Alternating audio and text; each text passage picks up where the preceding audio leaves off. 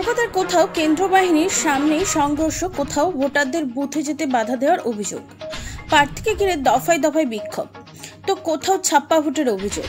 এমনকি পুলিশের সামনে কংগ্রেস প্রার্থীর সঙ্গে তৃণমূলের হাতাহাতির ঘটনাও দেখা গেল। পঞ্চম দফার ভোটেও অশান্তির বৈচিত্র্য দেখল।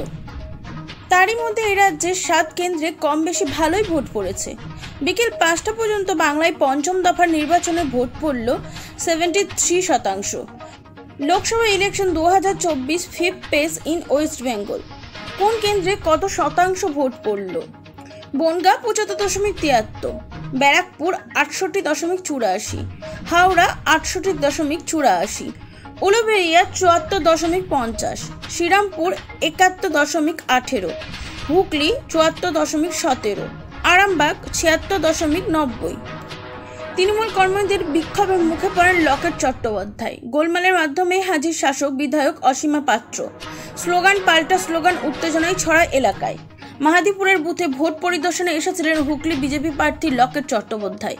তখন তাকে ঘিরে বিক্ষোভ দেখাতে শুরু করেন তৃণমূল কর্মী সমর্থক। দুপক্ষের মধ্যে চলে কথা কাটাকাটি। ভোটের লাইনে দাঁড়িয়ে থাকা কয়েকজন বিজেপি প্রার্থীর বিরুদ্ধে ক্ষোভ উগরিয়ে দেন। এরই মাঝে বিজেপি প্রার্থীকে দেখে একজন চোর চোর স্লোগান দিতে থাকে।